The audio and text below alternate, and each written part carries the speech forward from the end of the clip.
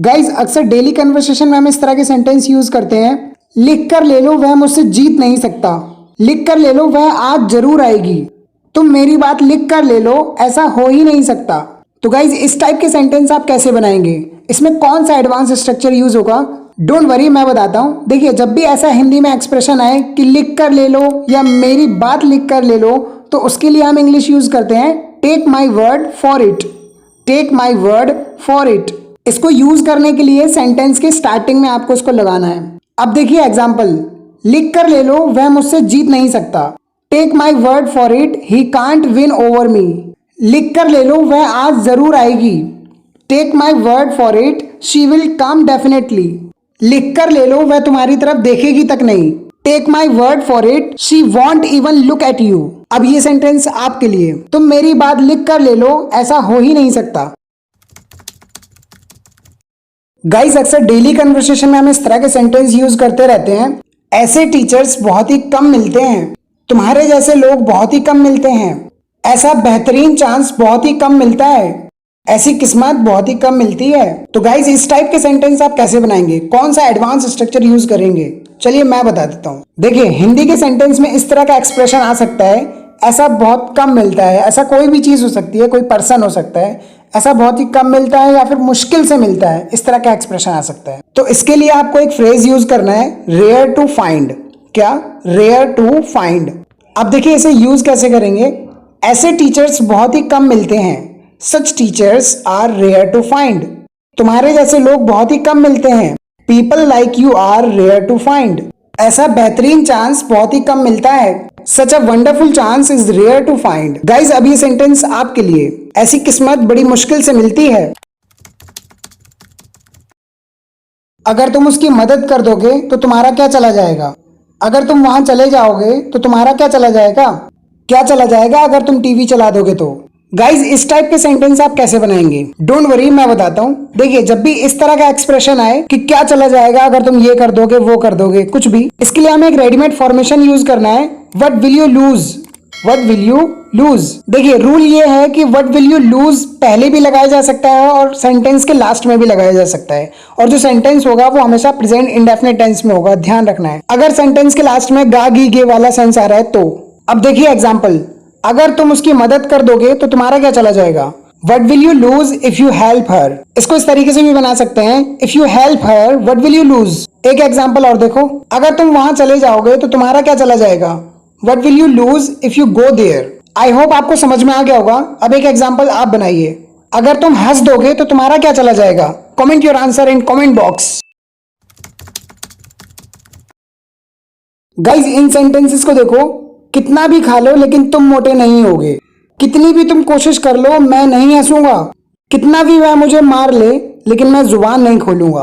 तो गाइज इस टाइप के सेंटेंस आप कैसे बनाएंगे, डोंट वरी मैं बताता हूँ। देखिए, हिंदी के सेंटेंस में अगर इस तरह का एक्सप्रेशन आता है कितना भी, तो उसके लिए हम इंग्लिश यूज करते हैं no matter how much. No matter how much. इसको यूज करने का रूल बहुत ही सिंपल है। सबसे पहले हमें no matter how much use करना है, उसके बाद सब्जेक्ट प्लस वर्ब, फिर उसके बाद एक लास्ट में सेंटेंस होगा वो और ऐड करना है। अब देखिए एग्जांपल, कितना भी खा लो लेकिन तुम मोटे नहीं होगे। No matter how much you eat but you won't get fat. कितनी भी तुम कोशिश कर लो मैं नहीं हंसूंगा। No matter how much you try but I won't laugh. I hope आपको समझ में आ गया होगा। अब एक सेंटेंस आप बनाइए, कितना भी वह मुझे मार ले लेकिन मैं जबान नहीं खोलूंगा। Comment your answer in comment box. Guys in sentences को देखो, क्या तुम भी अपनी बीवी के इशारों पर नाचते हो। वो अपने माँ बाप के इशारों पर नाचता है। मैं अब आपके इशारों पर नहीं नाचने वाला। तो गाइज इस टाइप के सेंटेंस आप कैसे बनाएंगे, डोंट वरी मैं बताता हूँ। देखिए, किसी के इशारे पर नाचना, इसके लिए हम इंग्लिश यूज करते हैं dance to someone's tune. Dance to someone's tune. अब देखिए एग्जाम्पल, क्या तुम भी अपनी बीवी के इशारों पर नाचते हो। Do you also dance to your wife's tune. वो अपने माँ बाप के इशारों पर नाचता है। He dances to his parents tune. मैं अब आपके इशारों पर नहीं नाचने वाला। Now I am not going to dance to your tune. I hope आपको समझ में आ गया होगा।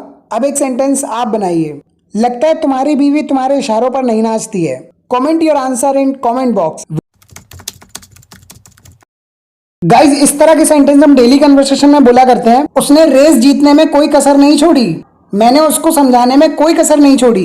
एग्जाम क्लियर करने में वह कोई कसर नहीं छोड़ेगा। गाइज इस टाइप के सेंटेंस आप कैसे बनाएंगे? डोंट वरी, देखिए मैं बताता हूँ।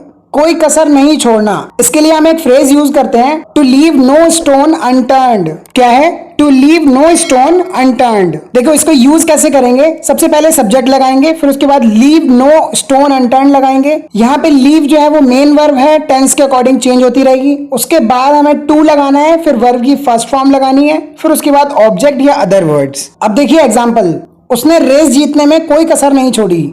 He left no stone unturned to win the race।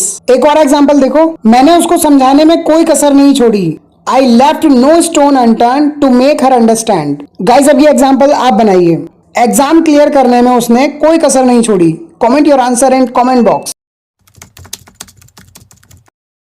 Guys इस तरह के सेंटेंस हम डेली कन्वर्सेशन में यूज करते रहते हैं। हो ना हो ये काम उसी ने किया है। हो ना हो वह डरा हुआ था। हो ना हो वह तुमसे प्यार करता है। हो ना हो तुम देर रात तक फोन चलाते हो। तो गाइज आइए जान लेते हैं कि इस टाइप के सेंटेंस बनाने के लिए हमें कौन सा स्ट्रक्चर यूज करना पड़ेगा। हिंदी के वाक्यों में इस तरह का एक्सप्रेशन आए हो ना हो, तो आपको यूज करना है बिलीव और नॉट।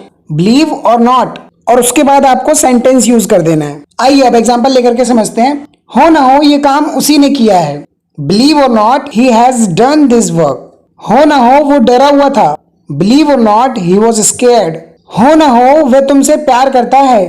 बिलीव और not, he loves you. I hope आपको समझ में आ गया होगा। अब एक एग्जाम्पल आप बनाइए। हो ना हो तुम देर रात तक फोन चलाते हो। Comment your answer in comment box. Guys अक्सर डेली कन्वर्सेशन में हम इस तरह के सेंटेंस बोला करते हैं। सच कहूं तो मैं अब स्कूल जाना नहीं चाहता। सच कहूं तो वह मुझसे बहुत प्यार करता है। सच कहूं तो तुम मेरा कुछ नहीं बिगाड़ पाओगे। तो गाइज इस टाइप के सेंटेंस आप कैसे बनाएंगे? डोंट वरी, मैं बताता हूं। देखिए सच कहूं तो, इस एक्सप्रेशन को हम इंग्लिश में कहते हैं to be honest. To be honest, इसको यूज करना बहुत ही आसान है। सबसे पहले आपको टू बी ऑनेस्ट यूज करना है, उसके बाद जो सेंटेंस दिया होगा वो पुट करना है। अब एग्जाम्पल देखो, सच कहूं तो मैं अब स्कूल जाना नहीं चाहता। To be honest, I don't want to go to school any more. Next example, सच कहूं तो तुम मेरा कुछ नहीं बिगाड़ पाओगे। To be honest, you won't be able to do anything about me. Next example, सच कहूं तो वह मुझसे बहुत प्यार करता है। To be honest, he loves me a lot. Guys अब एक सेंटेंस आपके लिए। सच कहूं तो आप बहुत ही खूबसूरत लग रहे हो। Comment your answer in comment box. Guys अक्सर डेली कन्वर्सेशन में हम इस तरह के सेंटेंस का प्रयोग करते ही रहते हैं। रातों रात उसने मकान बना लिया। रातों रात वह देश से भाग गया। वह रातों रात करोड़पति बन गया। तो गाइज इस टाइप के सेंटेंस आप कैसे बनाएंगे? देखिए हिंदी वाक्यों में जब ऐसा एक्सप्रेशन आता है रातों रात, तो इसके लिए हम इंग्लिश यूज करते हैं इन नाइट्स या फिर ओवरनाइट। आइए देख लेते हैं कुछ एग्जाम्पल जिससे हम इसको बेहतर से समझ पाए। रातों रात उसने मकान बना लिया। He built a house overnight. आप इन नाइट्स का यूज भी कर सकते हैं, he built a house in nights. रातों रात वह देश से भाग गया। He fled the country overnight। यहाँ पर fled फ्ली की सेकंड फॉर्म है, जिसका मतलब होता है कहीं दूर भागना, यानी कि देश से ही भाग जाना, पलायन करना। एक एग्जाम्पल और, वह रातों रात करोड़पति बन गया। He became a millionaire in nights। अब ये सेंटेंस आपके लिए। रातों रात उसने ये पूरी किताब पढ़ डाली।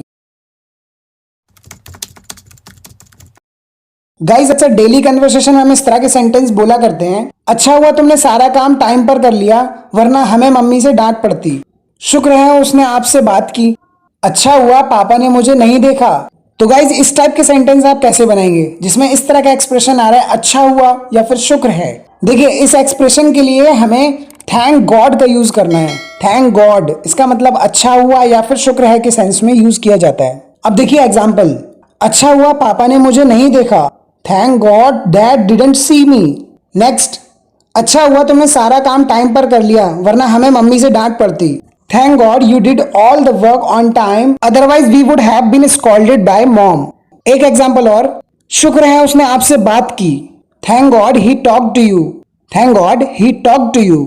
अब एक एग्जाम्पल आपके लिए, अच्छा हुआ मैंने खाना पहले बना लिया, वरना लाइट चली जाती। गाइज ऐसी और वीडियोस पाने के लिए please share, subscribe and like.